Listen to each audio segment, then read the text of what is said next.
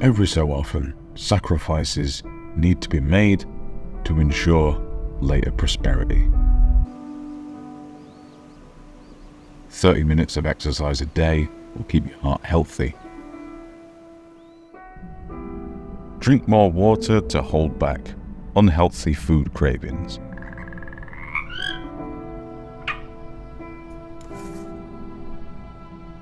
Organize your hobby stuff regularly so you always know what you have and where it is.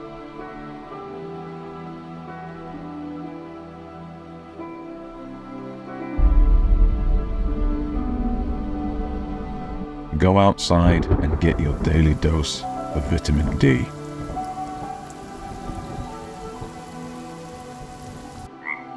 Enjoy other people's hobbies to try new things and keep your brain active. Learn a new language to keep your brain active. Fucking hell. Socialize with others in your job to have a happier work life.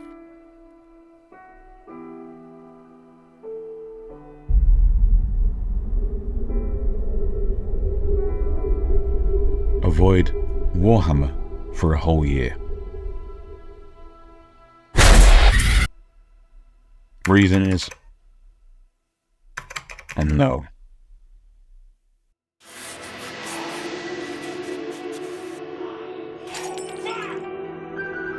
I sat at my computer writing the script for a video that was a long time coming. I didn't know what I would write, and I didn't have a game plan or an angle to take. And YouTube was all about angles and stories. Microcosmic narratives that began with a script and ended with an edit. What was my angle? What was my story? Truth was, I didn't have one. Yet. I set a challenge from January to January. I wouldn't do a single Warhammer video. So what was I supposed to do with a Warhammer channel for an entire year when there's no Warhammer? Do something other. Use the word Warhammer, but never be the word Warhammer. Call it Warhammer all I want, even though it is probably everything but Warhammer at this point. Introduce a little love for things that are forgotten, and above all else, for God's sake, do not attempt to reinvent Slapchop. January to January, no Warhammer in my personal life or my professional life. Mostly poorer and hungrier than I should be. I think I'm ready to paint a Space Marine now. So 2023 was a Warhammer-less year for me. In this video, I'm going to address why, what that means for me, and what it means kind of moving forward into the new year. Full disclosure, I'm not looking for a well done or a pat on the back. Shouldn't really congratulate people when they finally make a conscious decision to be smarter with their finances when it comes to expenditures on luxury hobbies and products, you know? You shouldn't be doing that shit anyway, so. Or any congratulations or well dones in general, really. This was an experiment. It was an experiment.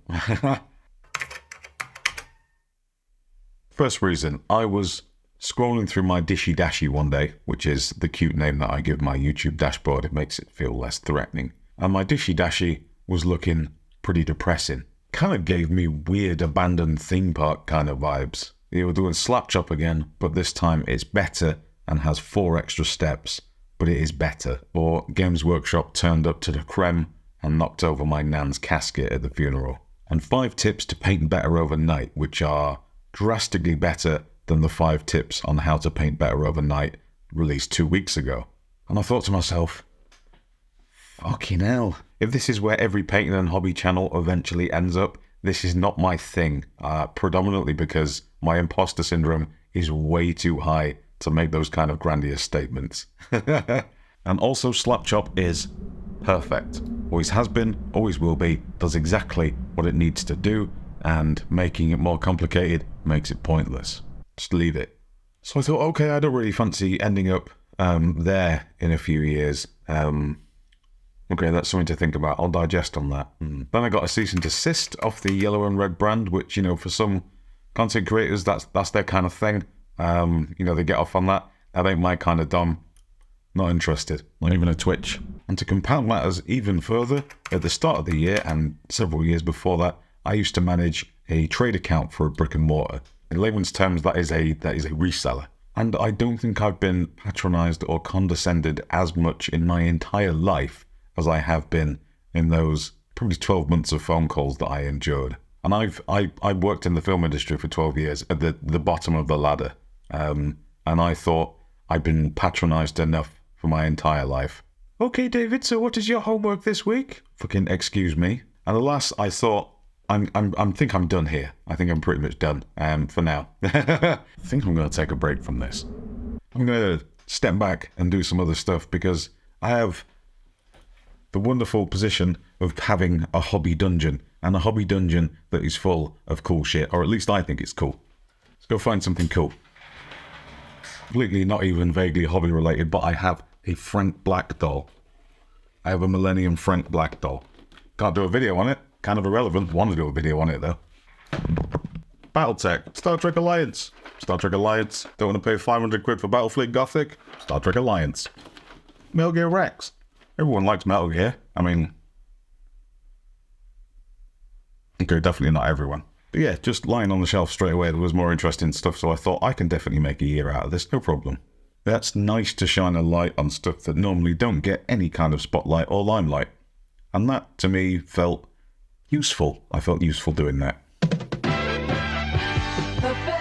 What's up, guys? Tony D here, back in perpetual forward motion, and I'm here to talk to you today about the today's sponsor, Squarespace. Ever feel like you're a complete square? Well, join the party, because here we're all squares. Spaces of squares. Squarespaces, am I right, guys? With Squarespace, making your first website is a breeze. With tons of immediately accessible templates from award-winning designers that can be customized to near infinite possibilities. Ooh, and what's this? Looking to start your own business? A fully realized eShop system comes with Squarespace built in at no extra cost to your existing subscription, and you can customize it all you want. And integrate it with your brick and mortar store's existing ePOS system. That's not all, guys. A super slick and simple domain acquisition tab means you can find the domain name you want to register, acquire, and link it to the fresh and funky new website that you just built. It's just that easy, guys. It's just that easy. So come on down to the Squarespace website and emporium, where we've got squares and spaces by the website full. And the final reason that I chose to do that Warhammerless year was that the bubble will eventually burst. Of course it will. Every bubble bursts. Not tomorrow, not next week, but as with all things that obviously at some point have generated interest, the interest does decline. Not die, decline. And if we're thinking long-term booking, which I do these days, as I slowly start to get older and contemplate mortality, I thought, okay, I'm still a small channel, 30,000 subscribers at the time. I should probably choose this opportunity now to diversify while I have the maneuverability to do so. See, if we waited a few years and the channel was hopefully bigger by then, and surprisingly in 5 years' time no one is interested in can you paint an army in 24 hours anymore, and all your clickbait opportunities are gone with Warhammer, where the fuck do you go?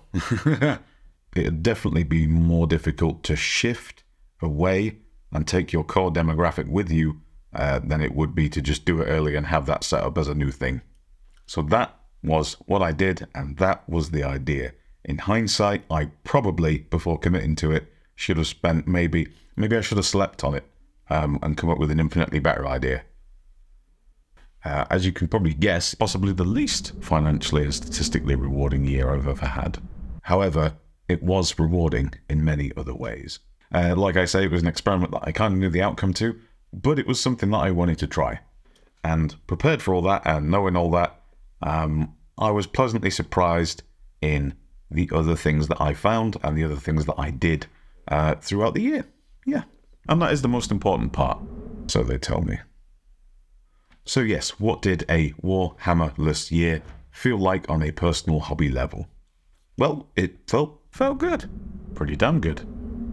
I got to spend my hobby time doing other things. And other things I discovered, when you don't have much hobby time, you kind of get more bang for your buck in terms of time. Discovered Stargrave, which is hands down my new favourite miniature game. Kind of low model footprint, low space footprint, low everything footprint, low mental footprint. Got more into Gundam, even made the pilgrimage all the way to Yokohama, not just to see a Gundam. Got into Rumble Slam, got into Drop Fleet Commander. I even got into a card game. No, not that one. I got into Towers in Time. Yeah, no, that is also bullshit. It's actually the Final Fantasy trading card game. Yeah, like 6 new game systems and a trading card game, and a pretty meaty Gundam obsession, and declining income through the channel, and you know, my bank balance has probably not actually looked this healthy since before I got into Warhammer. And this is definitely not a video where I'm telling everyone to boycott the Warhammers and do something different and enlighten yourselves and open your mind, and that you should try something else and make better financial decisions. No, not really, because I just replaced that Warhammer with other stuff. All of this was a personal experiment for myself, personally and professionally, on YouTube, and a way of kind of future-proofing my own fucking sanity, for the most part. And it was very liberating. I think I've already said that it was kind of a smidge on the mind-opening side, not necessarily mind-opening, that's a bit patronising. It was just nice to try other things, and not be on that treadmill, not be on that rat race of trying to do the latest, newest thing. It was peaceful. Yeah, let's go with peaceful. Peaceful's a good one. I've met other people in the hobby that have also taken a breather from Warhammer and done some other stuff, and the levity on their wallet and their mind has really eased up, especially people that play 40k especially. Getting into new game systems outside of the yellow and red brand has really kind of just lifted a weight off of their brains, having to just, as some of them put it, stomach weekly 40k. Yeah, liberating and peaceful, I think. No chasing, no catching, no FOMO. No FOMO. I haven't had FOMO for over a year now. I still get excited about stuff. I get excited about cameras, but most companies manufacture cameras for more than one weekend, unlike the yellow and red. So it's, do I think other people in the hobby and other YouTube channels should do the year of whatever the Warhammer equivalent of NoFap is, the NoFap Hammer. Fap Hammer. Should you take part in Fap Hammer? No, I'd say do whatever you want, really. That's the spirit of it. Maybe if you want to broaden out, make a less aggressive lean into it than I did. If you're on YouTube like I am, I think definitely take your time with it. But certainly, whatever you do not kill your own push. Do I think that you yourself should force yourself into areas of the hobby that you're not familiar with, kind of just for the sake of doing something different? No, not necessarily, and no, not if you don't want to. Again, I've met people recently who are pressuring themselves into moving into new areas of the hobby, which essentially kind of boils down to buying more stuff, and I'm kind of opposed to buying more stuff to make yourself feel happier, but everybody got to do what they got to do. Other stuff and other models and other game systems are literally just that. They're no better than the Warhammers that you're into at the minute. They're just other. They're just different. Honestly, the value in trying other things is just trying other things. That's the reward, which, you know, isn't possible for everyone. I'm aware that I might sound slightly pious and preachy about this, but if you spent $8,000 on Warhammer this year and you're not entirely satisfied with the end of year result, then I don't think you should spunk an extra couple £100 on a Kings of War or a Conquest starter, especially if no one in your local area plays it or has any interest in it. That is definitely not a good idea. Who would do that? Enjoy your hobby your way, because that's basically what I've been doing for the last year. Even though it's technically a work thing, still enjoyed it. And so what am I going to do now that my self-imposed Warhammer embargo is lifted? Yeah, I'm going to do some Warhammers. Nicely balanced, of course. I'm not going to go all out in it. I'm going to keep a nice balance of what I've got going on at the minute and then bringing Warhammer back into things. I think that'd be quite nice. I like building Warhammer boards. I like making the models. I like painting the models. I painted some of their models in the last couple of days, and they are very forgiving. I think I'm going to go with what is interesting to make, interesting to paint, and interesting to make videos on are at least interesting to me. Hopefully they're interesting to other people. But all of that together might be something for you to consider as we move into the new year, new army phase that a lot of people go through. Maybe new year, new army. Ooh. Maybe new year, new game system. Maybe new year, no game system. Maybe some hobby resolutions that don't involve more. Because normally it's more time for hobby, more painting, more games, more things, more everything. And maybe if previous years haven't been successful, perchance a subtractive approach might do you right this year. Not entirely sure where I'm going from here. So I think I am going to write myself an ending. I turned back to my computer to finish my script. I knew what the road to the new year looked like, but had no idea what would happen along the way. Had no idea where I would end up. For now, I needed an ending. Something with a hook. Something new. I imagined myself back on the cold floor. Somewhere, the phone was ringing.